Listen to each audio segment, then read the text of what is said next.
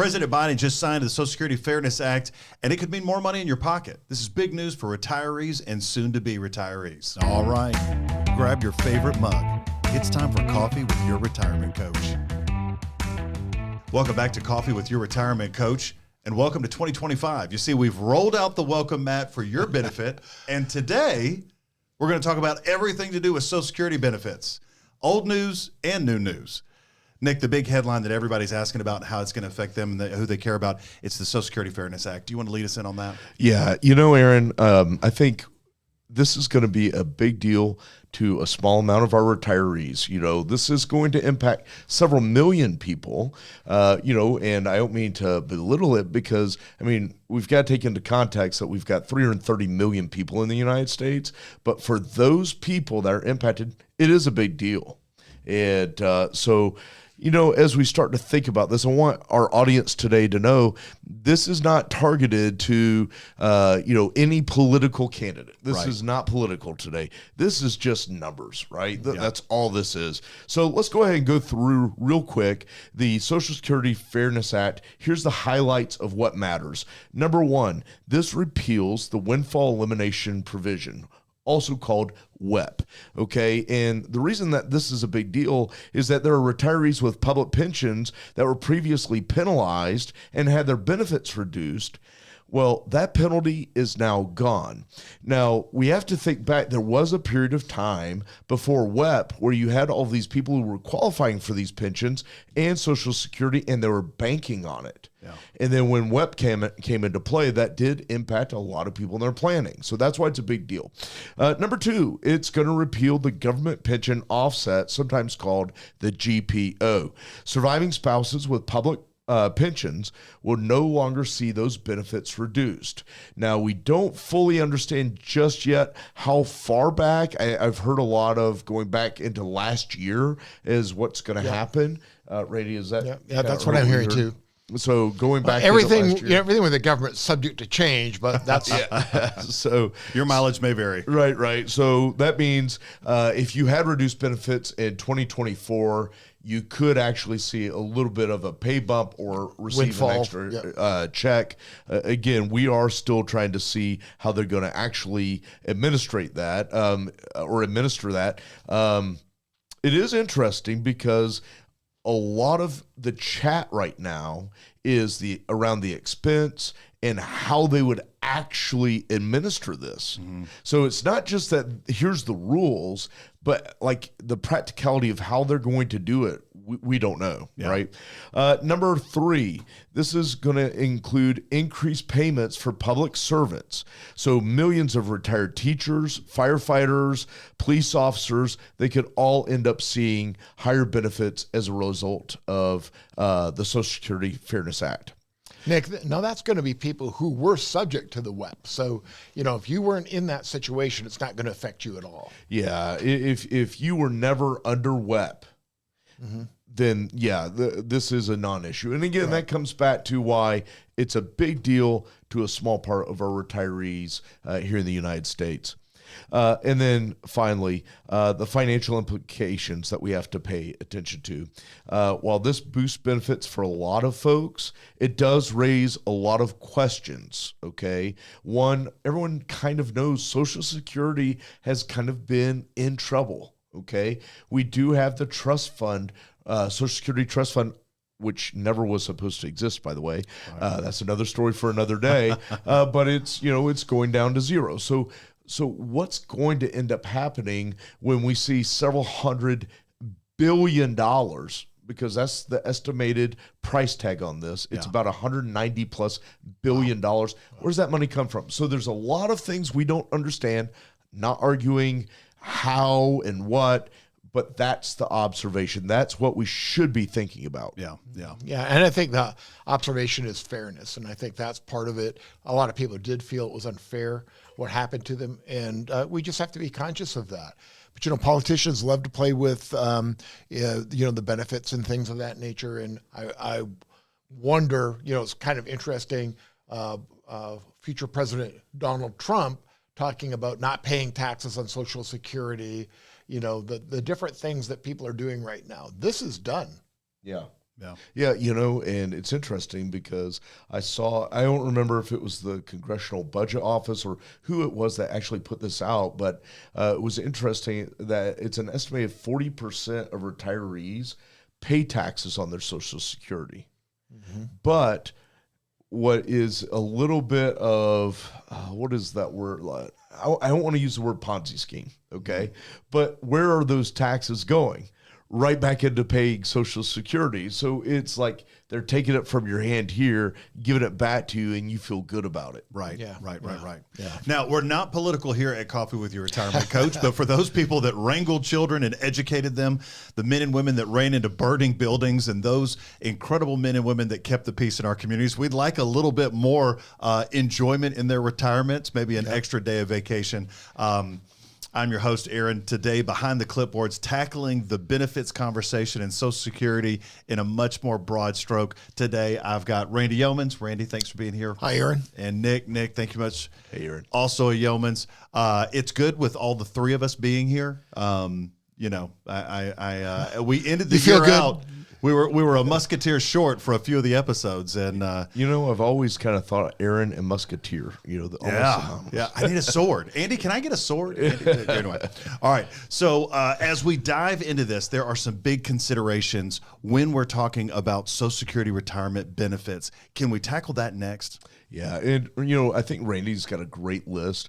With Social Security, there's so many things to think about. It's widows benefits, disability benefits, survivors benefits. Today's episode, really, we want to steer more towards the retirement benefits. That's a really good point. That's a really good point. I think it's good. And one of the things that we've done as a firm is we've invested in technology. We've also have a organization, a company on retainer, because we do run into some unique stuff with Social Security, which isn't always clear. And so we have a company that if we have a unique situation come up, we're paying them a retainer, we can dive in and get some difficult questions. But I'm going to talk about kind of the basic stuff, the things that are most common.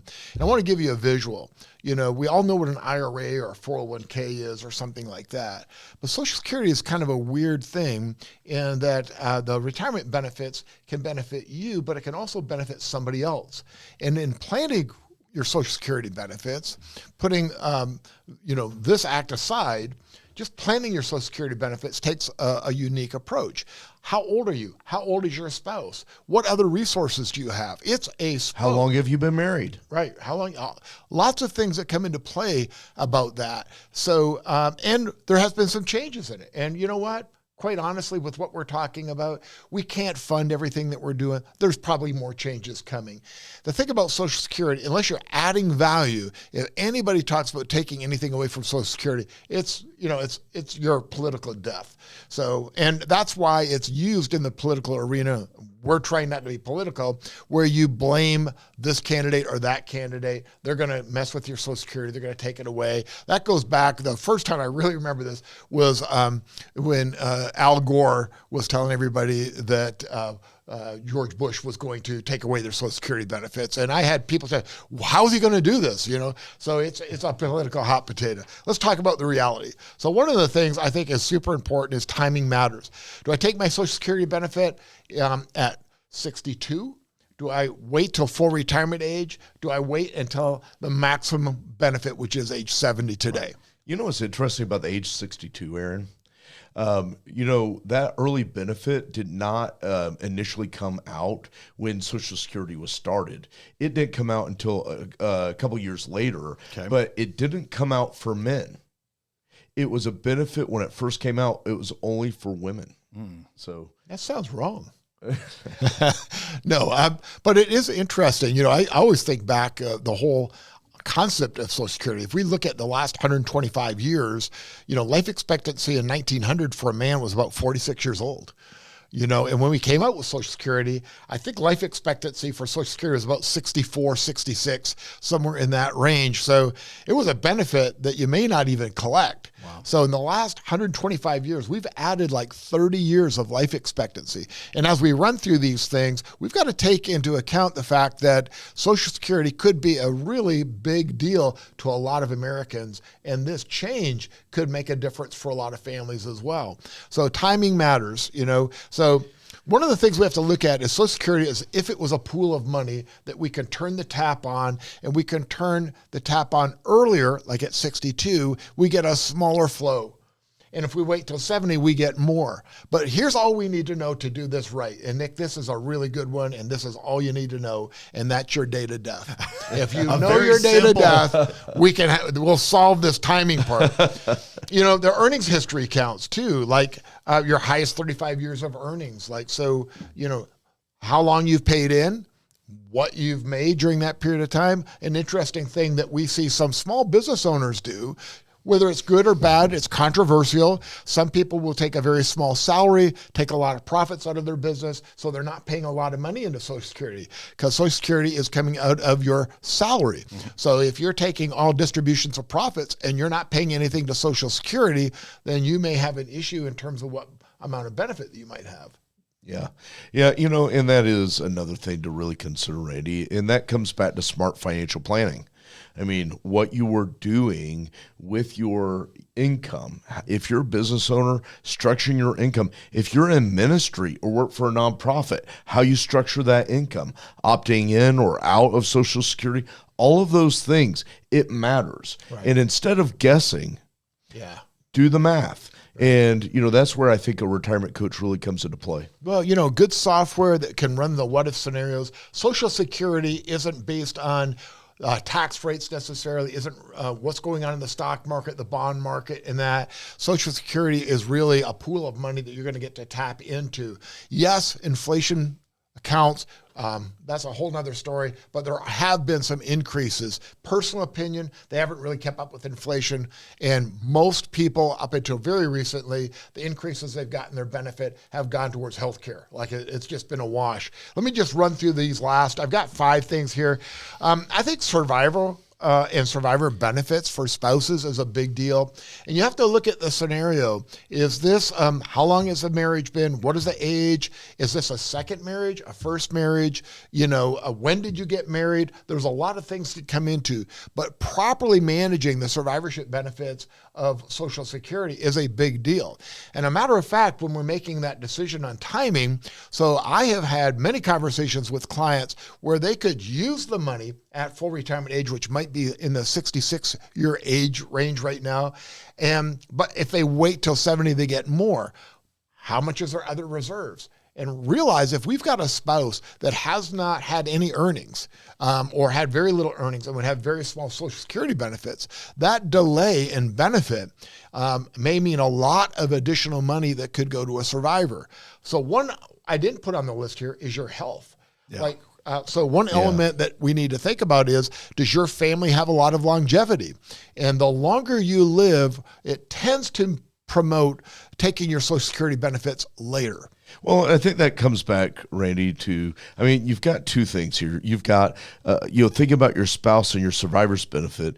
If you're married, you can't just think about yourself, because ultimately the largest, your amount your Social Security grows to, that's what the survivor is going to live on for the rest of their life. Right. Okay. So you got to think that it's not just you, it's the survivor, it's like whoever unique. Lives the longest. Yeah. And then I think the second thing that you're talking about with the timing, we can come back to my statement earlier where you got to run the math, but at the end of the day, there is that quality of life aspect that also has to be considered. So if you're in poor health and this helps you have a prescription, or this can help you afford something that would really improve the quality of your life for the years that you have left, you can't forsake that just for math. Yeah, and I think that there's so many nuances to this, and this is why, although it seems simple, it can be a difficult question. What is the health of both spouses? Are you a single person or are you married? One of the ones that comes up occasionally that people tell me, which I would have them put to a side, and that is, well, I'm going to go ahead and take my Social Security early, even though the math shows me that I should probably delay it because I want to get my money before they run out of money with Social Security. So, the good thing about the government, they've got a printing press, but that's a story for another day. They've been known to be able to increase taxes too. Yeah, so we're probably going to have a solution there. I wouldn't make the decision based on the fact that I think we're going to run out of money. We're on track to run out of money, but there'll be a solution involved in that. And also, let me talk about the other one, which is... Well, can I share just one statistic Well, on that, I think Randy? you can. I was reading that, I believe it's the year 2078 or 2074. If they change nothing to payroll taxes today, they do nothing different at all, which obviously they just did something different, right? Mm-hmm. So this is before this act. That 73% of Social Security benefits as they are today would continue to be paid if they change nothing. Now, would getting a 25% pay cut hurt? Absolutely. However, is it as dire as going to zero? Yeah. No. So we could speculate a lot. Like many of the things that happen, like the next one we're talking about, taxes on Social Security. So you're taxed up to 85% of your Social Security benefits depending on your other income.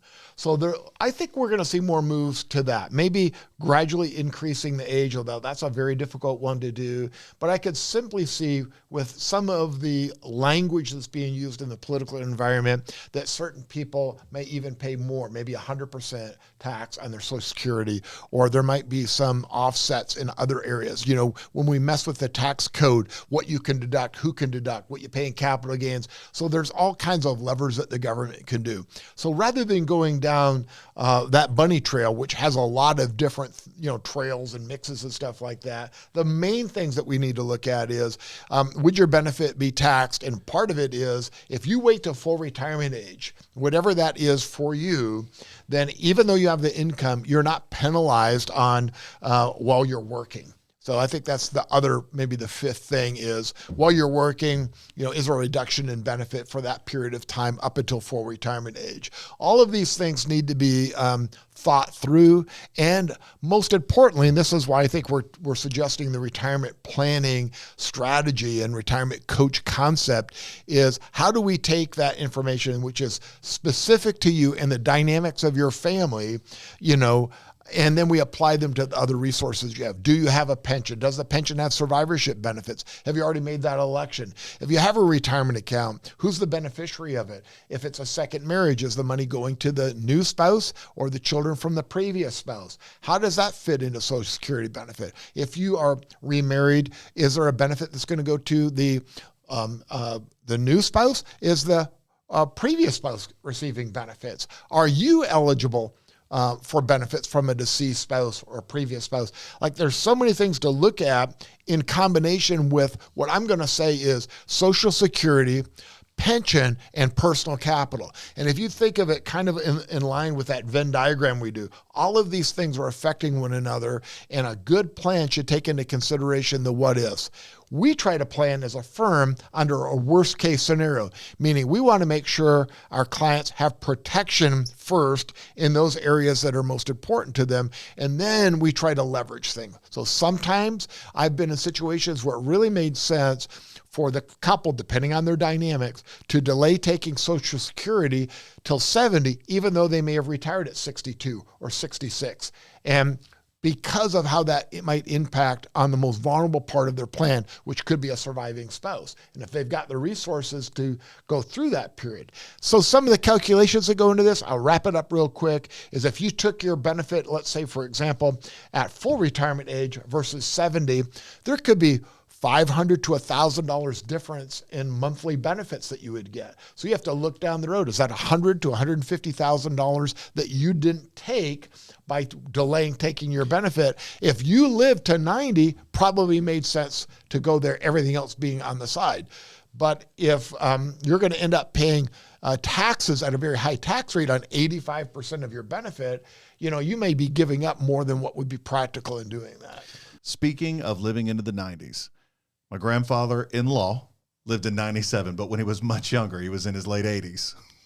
We were in Home Depot, and I found him, and he was looking at ladders. And I told him something that I'm going to tell our listeners and watchers.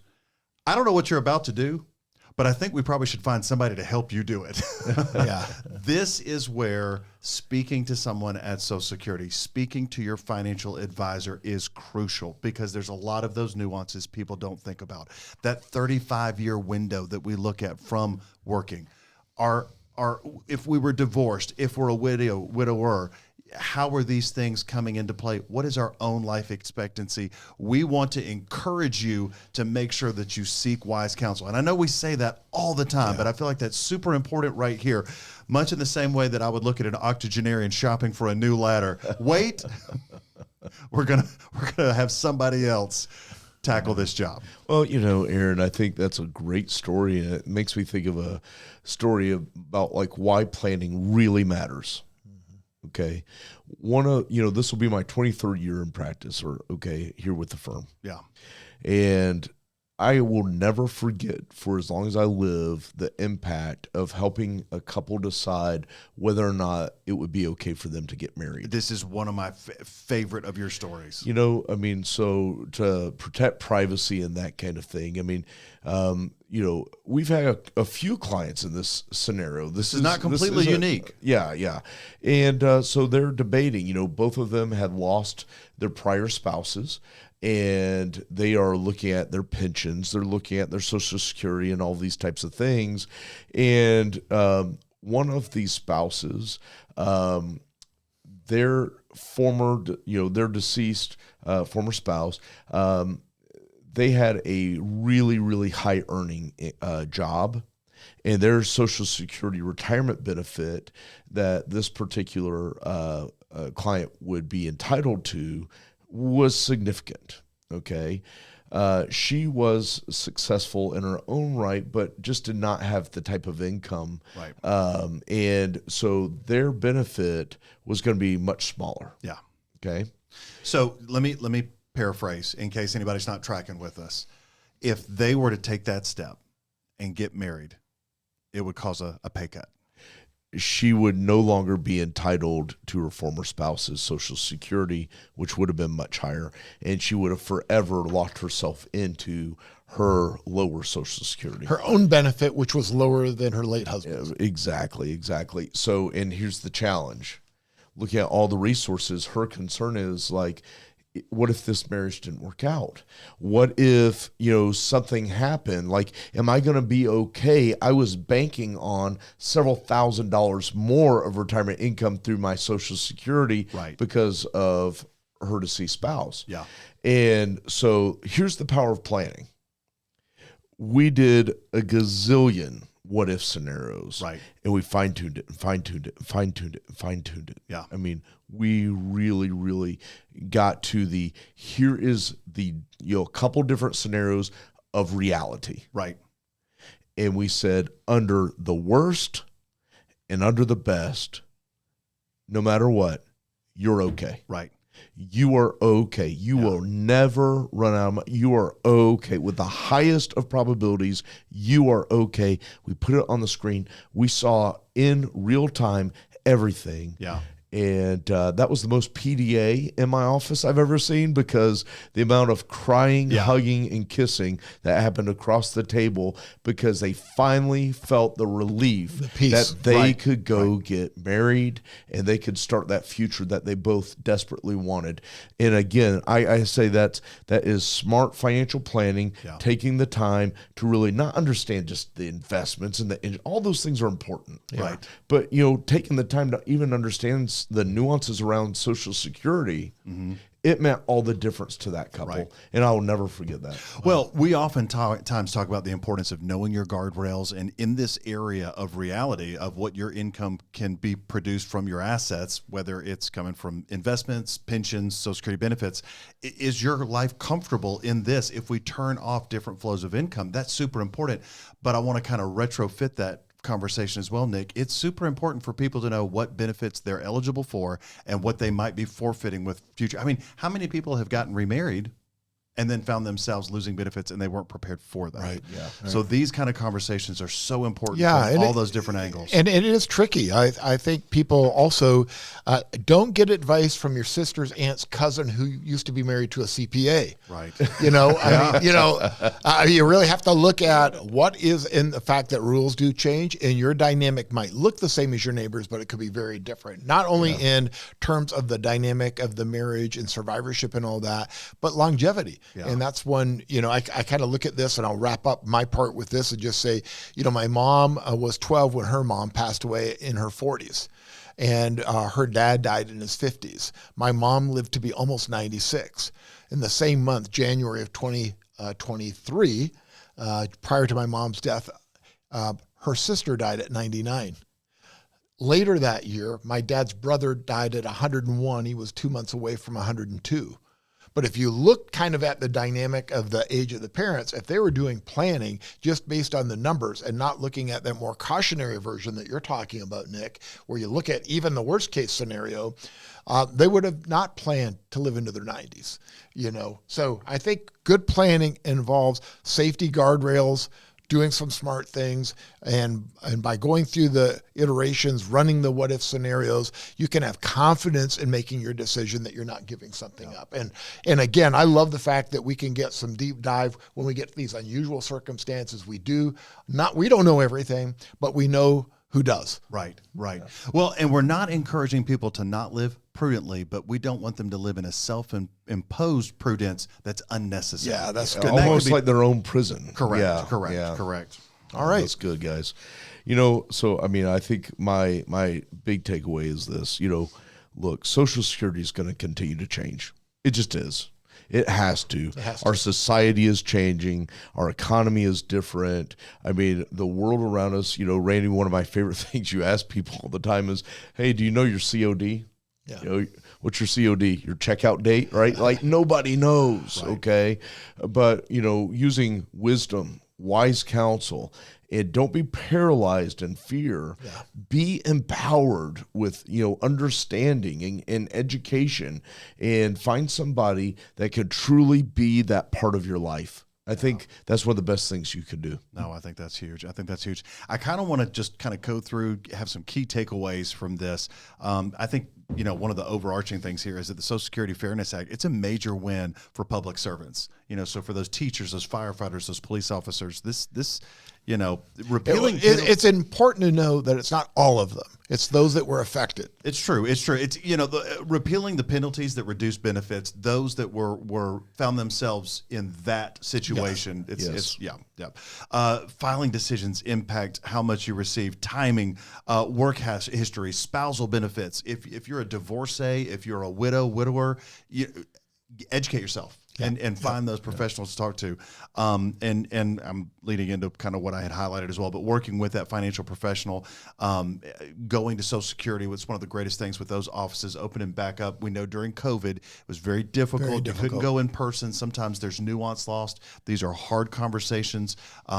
I would even encourage somebody that, you know, if they made the decision a few years prior, revisit, make sure that. And Eric, I want to make, this isn't necessarily a public service announcement, but, you know, I teach classes on Social Security and retirement income at a local university here, okay? And I've taught it in, you know, different venues, but mostly in a very, very educational format under a university. Yes. You know, Randy, some family members of mine bring me a stack of these invitations. Yeah. To try to help them, you know, they're being invited to a steakhouse where they can learn how to save taxes on their Social Security. I got one this week. Right. And so buyer beware. While there are a lot of great people out there trying to do good work, there are the sales folks out there that are trying to sell, you know, things like annuities and things like that. So just be careful, you know, as you're trying to educate yourself. Make sure it is from a person that does have a lot of credibility. Right. Yeah. It's pretty funny to see the flyers in that, because you do know, I can read the script and know what they're doing, and it's too bad. We're talking about getting comprehensive advice like you would from a a CPA or an attorney, not from somebody who's pitching products. So Yeah. that's a good point. And to be clear, we've seen these invites. We might vouch for some of the steaks.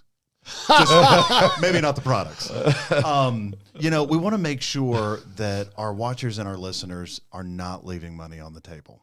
I think that's something that we point. really, if there's anything that they hear echoed in us on repeat, we hope that it's things like seek wise counsel, measure twice, Run the cut numbers. once, Yeah. run the numbers, Yeah. know your numbers. Guys, this has been a great episode. So excited to bring light to an often neglected topic. If you have thought of a question or a specific nuance that'll be a part of your situation that you'd like to get in front of the coaches, we want you to email us at connect@yourretirementcoach. As always, I want to thank you for being curious, getting informed, and I want to encourage you to stay coachable. We hope you enjoyed today's show, but you may have questions for our coaches, and they can be emailed at connect@yourretirementcoach.com. If you know someone that needs to hear this episode, we encourage you to share it. As a reminder, the content of this podcast is for educational and entertainment purposes only and should not be construed as advice. On behalf of our coaches, we want to thank you for listening and for being coachable. Yeoman's Consulting Group, a registered investment advisor YouTube channel based in Marietta, Georgia. We strive to provide comprehensive wealth management services for every stage of the journey. This platform is solely for informational purposes and is not offering advisory services or sales of securities. Investing involves risk and possible loss of principal capital. Comments by viewers or recognitions are no guarantee of future investment outcomes and do not ensure that a viewer will experience a higher level of performance or results. Public comments posted on this site are not selected, amended, deleted, or sorted in any way. If applicable, certain editing of personal, identifiable information and misinformation may be deleted. The opinions expressed herein are as of the date of publication and are subject to revision due to changes in the market or economic conditions and may not necessarily come to pass.